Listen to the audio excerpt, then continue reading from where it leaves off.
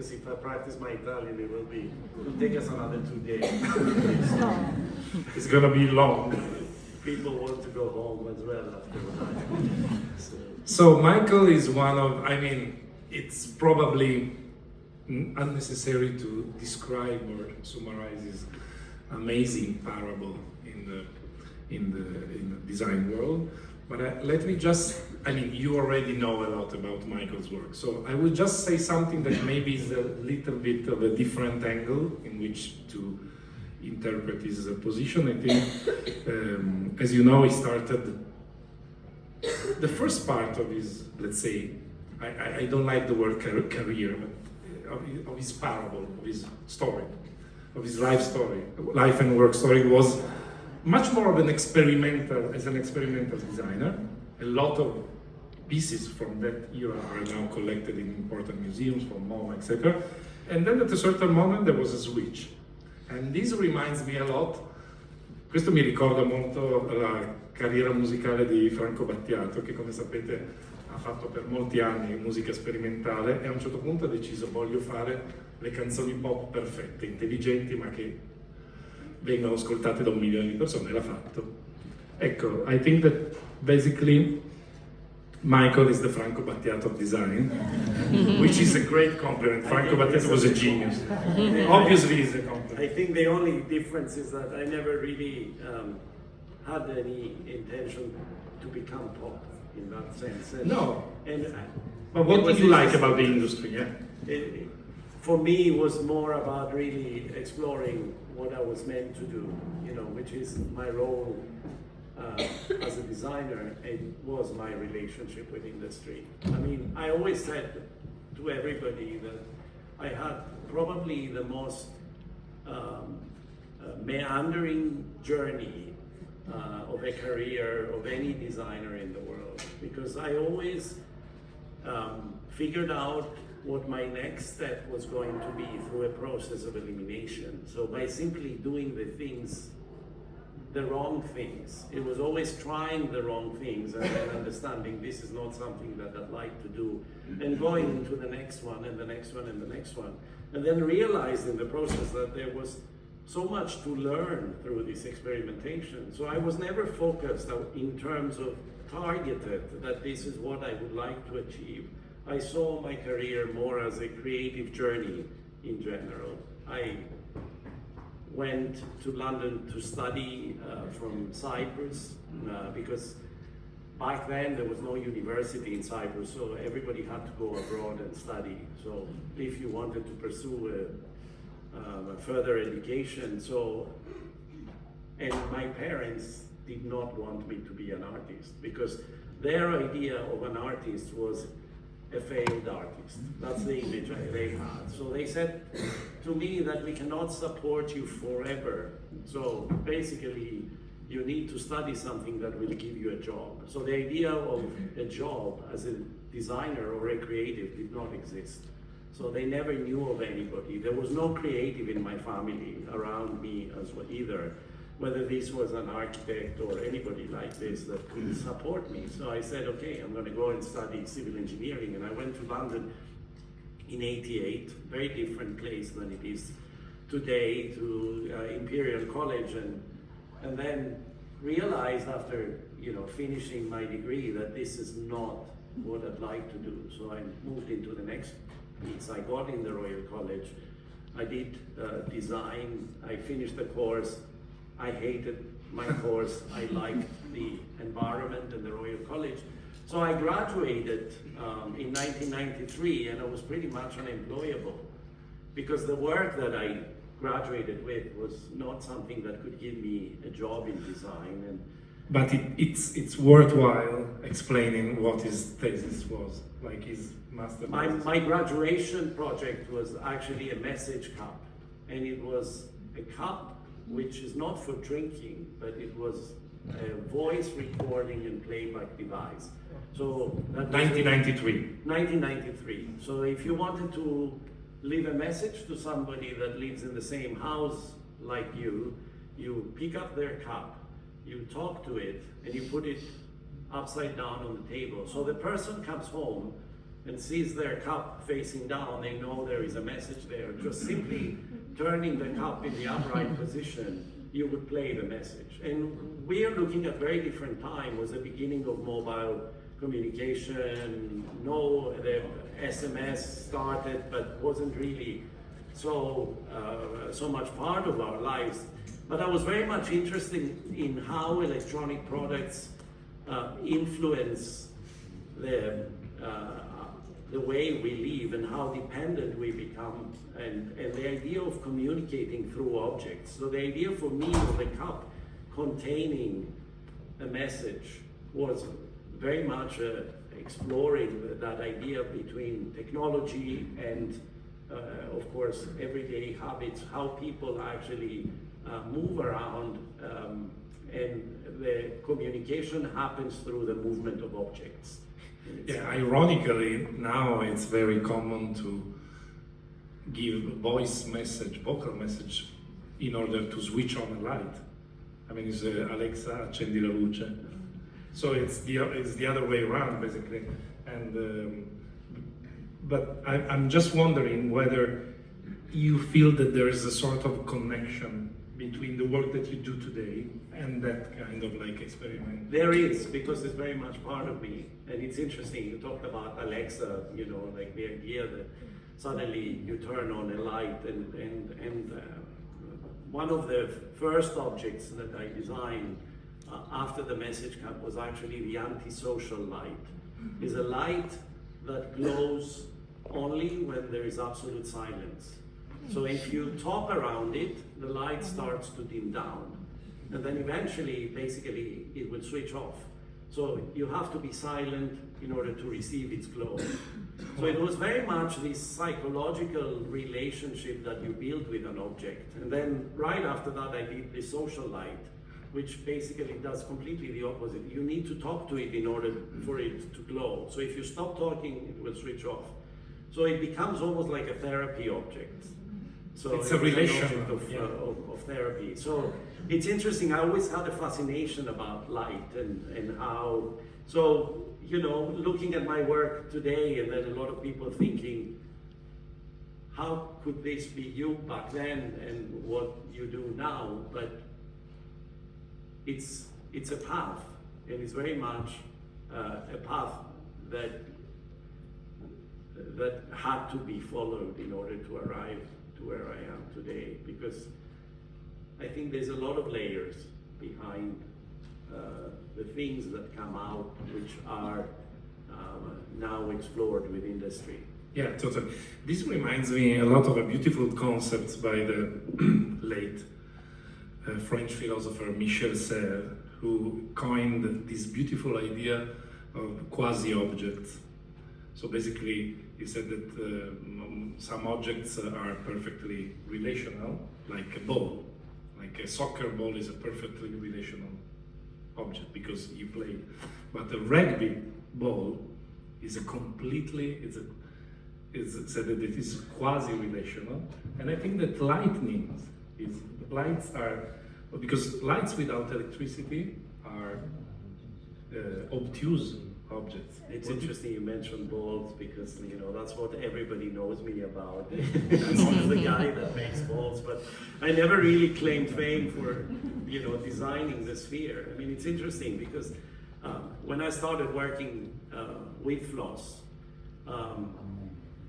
4 years before that, I had already established my own eponymous brand. It was my only way to break into the industry, to design and produce my own products. But when I started with Floss and the light that you see here, which became probably the biggest icon for Floss with my collaborations, was a lot of people held me responsible for the sphere and for introducing brass. And I always said to them that they've always been there. It's not me that created them. I mean, spheres have always been around us. Brass has always been around us as a material.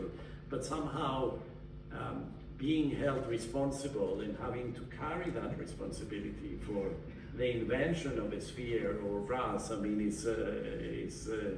is, of course, it's an honor, but at the same time, I think it's a misinterpretation of what the reality is. But let's try to talk a bit, because obviously there are a lot of architects here, and mostly architects and designers, people who are probably very interested in how to incorporate some of your projects in their projects, because that's also something that is interesting. It's like an endless chain of collaboration, right? So last year, I think it marked 10 years of the IC, which is the best-selling. Floss confirmed it's the best-selling. It's one of the best-sellers of Floss, and obviously you made Floss people very happy with this. Donatella, am I right?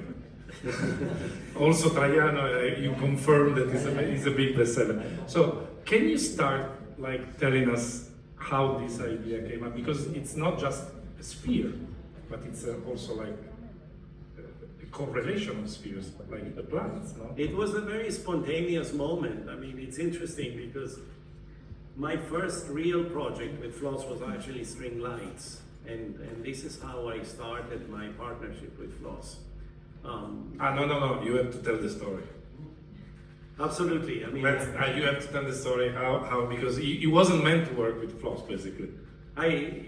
It was interesting because I got introduced to Piero Gandini, who was the owner of Floss back then, and now he's back as a CEO of the group. But back in 2011, I decided to take on a stand at Luce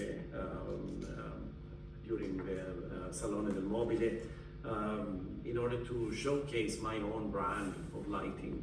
And I had the smallest stand in the fair, and the first person that was brought to my stand by Murray Moss at the time that I was selling already in his store was Piero Gandini, and he said, "This is the man that I was showing you his work in my store in New York." And Piero was quite kind of guarded, at the same time, you know, fascinated with what it was that he was seeing. He looked at the things that I had in the stand, and he said to me, "Why are you using brass?" And I said to him, "Why not? Why shouldn't I use brass?" He said, "Well, it's a little bit of an old-fashioned material." I said, "How can you kind of call a material old-fashioned?" But anyway, we cut the conversation short, and then 2 days later, I was in. I was also showing in Palazzo Durini my first collaboration with Nilufar, the Lead Lines collection. And Patricia Urquiola was also exhibiting as part of the same exhibition. So when I arrived in that space, Patricia says to me, "Michael, I have somebody to introduce you to, please don't leave." So Piero arrives again, and she says, "This is the man." He says, "I know this guy, I met him 2 days ago, so what's new?" And I said, "This is what I do." He says, "Why are you using brass?" I said, "Well, you know, why not brass?" And it's funny because when we first launched IC Collection in 2013, he said to me, "Michael, what material would you like to use for this collection?" I said, "Brass." No, he says, "We cannot use brass." He says that Germans don't like brass. Germans like chrome. I said, "Yes, we can also produce it in chrome, but we also show it in brass." He says, "We're never gonna sell in brass." And it was interesting because, of course, more than 80 or 90% of the sales in IC is always brass. So, you know, it's interesting because how people have this perception of something being reintroduced or having this association, because the beauty is in every single material. So why should you consider one material be out of fashion for something you create? I think for me it was more about the embracing of the warmth of the light into the warm reflection of the material itself. So that's how it became. But I think you're more interested in the story. Yeah, there's a beautiful story. Because in a taxi. I met with Piero in later that year in 2011.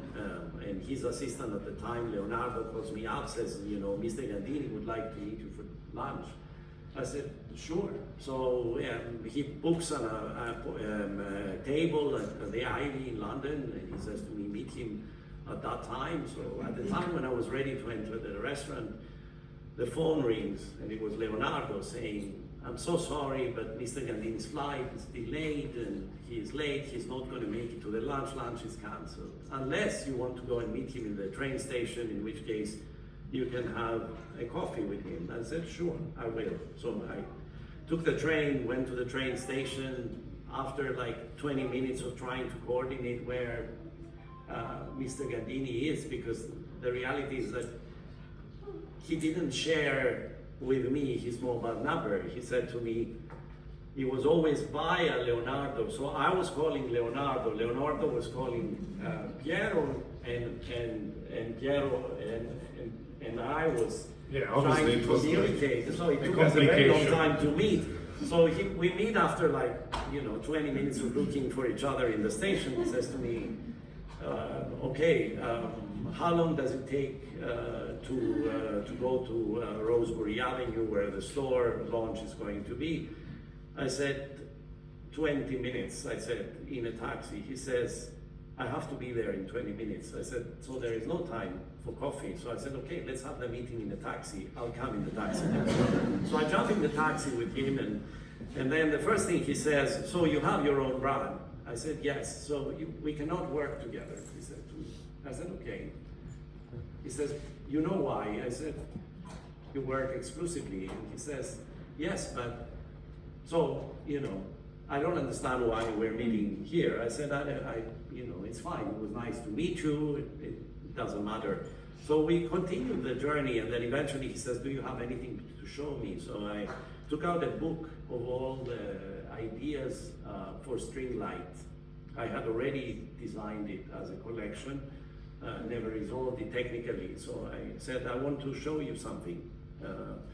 And he opened the book, he says, this is for us, we'll make it. I said, but you just said you can't work together. He says, oh, don't worry about it, we'll figure it out. And it was interesting because from that moment on, that both my brand of lighting as well as Floss have always been sort of going in parallel. So I never saw a clash, I never saw a competition, I never saw anything. It was embracing my new collaboration and also enabling me to produce all these things that required so much support in terms of technology that only large company like Floss producing in such numbers was able to provide me. So this was kind of life-changing for me in terms of my career because it was my first real brand. Before that, nobody wanted to work with me. Yeah, there's also another interesting anecdote, but we will come for it at the end of the conversation. By the way, prepare some questions because there is enough people to have at least 3 or 4 or 5 interesting questions at the end of our talk. But let me come back to another of your amazing projects. Barbara Corti, who's the creative director of Floss, and I obviously would really like to thank her because she involved me in doing so many projects with Floss. She once called me and told me, listen, you need to come and see this Salone del Mobile. We're showing this new project, which is Secret, my Secret. And I immediately saw this system, which you now describe with more precise words than I am doing now. But I immediately thought of a sort of a train system, like a children train system, not on the floor, but on the ceiling. And I said, okay, that's a spark of genius. Because it was very much about that. It was inspired by slot cars, as commonly known. The idea of you having some form of tracking that can be composed in different sections, that you can create all these crazy circuits,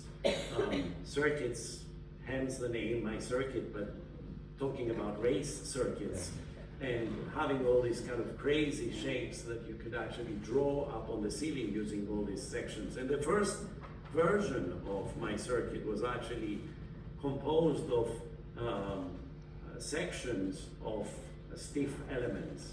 And it was much later, it was probably about 2 years after it was launched, that we decided to relaunch the same collection, but this time using a completely flexible tracking system. So you could actually install it in a way that allows you for a lot more flexibility and also making it more accessible on the market. So this was very much the inspiration that, you know, there's no cars there, but there is lights that actually could race. I mean, there's a beautiful image of the Casa Molino, and I know it's very relevant being here. I'm ashamed not to have visited, but I have to tell you that probably this is my second time in Torino. Yeah, but then we'll be after. No, but it's a pilgrimage I have to do, and it's on my list. But there is a beautiful image of a light that is actually on this profile, of this steel profile, which actually moves. So I thought that this was so beautiful, you know, the idea that you have a light that is moving around the house according to where you would like it to be, which is pretty much a one step above the tracking. And this was not a tracking, because the tracking you can simply like hook a light anywhere you want, but I thought this idea was so poetic. But in parallel, I discovered that when I was looking into slot cars and creating this.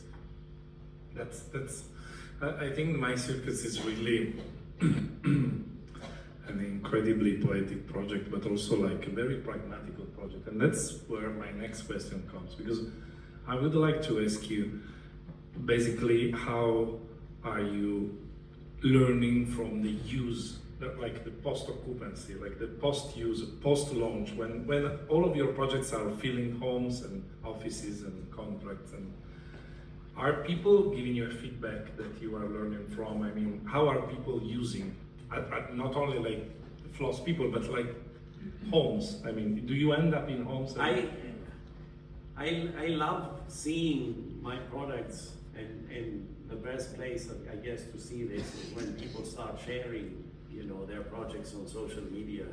And it was interesting because the first shock came back in 2013 when we launched string lights, and then the year after when we actually put it on the market. And it was interesting because string lights for me was very much of a social project. You know, I was there giving the creative act back to the user. So all I was giving them was a light with an endless string. And I was asking people, do what you want with it. You know, I can give you some ideas of what you can do with it.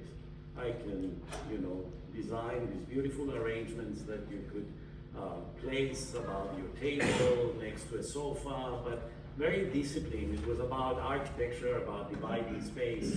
It was, you know, so deep as a concept, but at the end of the day, what people would buy was not the concept. What people would buy was a light with a string. So all of a sudden, people that I asked them to be creative started sharing pictures of what they did with the light, saying, I love your project, this is what I did. And I was having the shock of my life, and I was actually didn't like what I was seeing, and it was something I said, well, actually I'm responsible for that, because I'm the one that actually gave the biggest part of the project in terms of creativity back to the user. And now I did not like the results, because as designers we're control freaks at the end of the day, and for me this was my biggest, let's say, giveaway as a gesture to people. And of course, if you look at like all the collections that followed, because it was very much derived as systems, I was giving a little bit less every time, because hoping that maybe the result was going to be more beautiful on the images that people would share. And what happened? And then of course after string lights came arrangements. So the idea that arrangements was this chain link of you know, lights that, you know, on a vertical kind of chain arrangement, and you know, the idea that you could create all these endless chandeliers using those links, and you could hang them above a table, you could, you know, do anything you wanted, but at least it was much more controlled. And then following that, of course, came coordinate. So every time there was a little less, and then, but it was always about that negotiation of how much do you give away. And what's interesting, because string lights was very, very, very popular with architects and people, because it was quite intimidating for a lot of people as a project. I mean, string lights was launched the same year as IC, but somehow IC completely took over string. And if you were to ask me which project is more special to you, yes, IC is special because of its popularity, but string for me was much more challenging as an idea. But this idea of how far you negotiate with that notion of handing over something creative to the people was really my biggest challenge. Yeah, but it's also like what connects you to your more experimental side, because at the end of the day, like there are a lot of these beautiful do-it projects in which there is an entire thread of contemporary art that is just like instruction art. So basically the artist just gives an instruction and people do what they want. And I think that, which leads me to my next question, which is obviously IC collection, Floss celebrate 10-year anniversary with by asking several artists to interpret. But I want to ask you, do you like working with artists, like in their works? I mean, what is your relationship with artists in terms of? Absolutely. I mean, I've always loved the idea of creativity in its purest form. For me, is expressed by artists because they have no limits, really. I mean, everything is a blank canvas for them. And whereas for us as designers, I always feel that we have to kind of follow some rules. I mean, you have to make something work to start with. I mean, you can't just throw something out there. And especially if your idea is to make a product successful, of course you can do anything you want, but that idea of making something that actually touches people or picks up into a product that becomes very popular is incredibly rewarding. And the biggest reward, of course, is all the copies that you get from everybody. You know, like you see so many ugly copies of your own work. There's a point where you actually, you know, you're almost kind of sick of your own self, because the way that I always saw copies, why I'm disturbed by copies is not because somebody else is making money out of my idea. I'm not interested in that, because if I needed to be rich, I would have done something completely different. So my idea of why I dislike copies is the fact that by looking at them, it's almost like looking at the ugly side of yourself in the mirror, the side that you never liked. Because there's always something that is slightly different than the real thing. And it's always the one that makes it look ugly. And you said, did I actually design this? And you think, actually, you did. But this is not the way I intended it. So it's interesting. That kind of it's a deterioration. Of confrontation of your own sort of existence somehow in your skills in making something. But, you know, I want to go back a little bit with this sense of artist, because we talked about the artist, and it's interesting going back to the string lights. Why the string lights is a free project, I think closer to that notion than anything else, is the fact that you are given a blank piece of paper, and it's the moment where I give you a pencil and I tell you, do whatever you want. you can draw in 3 dimensions. And this for me was the ultimate free gesture. Later on, things became a little bit more controlled in that sense. But you know, when it came to the anniversary of IC, and was the idea of choosing 10 artists and asking them to reinterpret the project itself, and it was published in one of the Floss Stories magazines. It was a beautiful way, because you know, you never thought that artists would actually accept to do this. And it was a simple thing. It was not a paid project so much. It was them interpreting something and then perhaps gifting them something from that light. And everybody wanted to do it. I mean, it was no resistance whatsoever. And it was so beautiful to see photographers, poets, or different people, you know, doing something. Responding to design. Yeah. But, I mean, before telling that other story, which is also an encouraging story for people who want to impose their creativity or try to make something in their life, because it's a very inspiring story. I mean, the other Euroluce story. The other story that you told me. I will start telling and you will finish it. But before that, I want to talk a little bit about a very, very simple question, which is, why lights? I know what's so special about lights? I don't design and thinking. I don't know. Like, I think as human beings we're drawn to light. I don't know anybody. I think instinctively human beings are drawn to light. I mean, you know, if you look at historically, even from the early moments, the early civilizations always worshipped glowing objects. They worshipped the sun, they worshipped the moon. You know, they happen to be also round objects at that time, but you know, it's interesting that you're drawn to light, you're drawn to fire, you're drawn to glowing objects, anything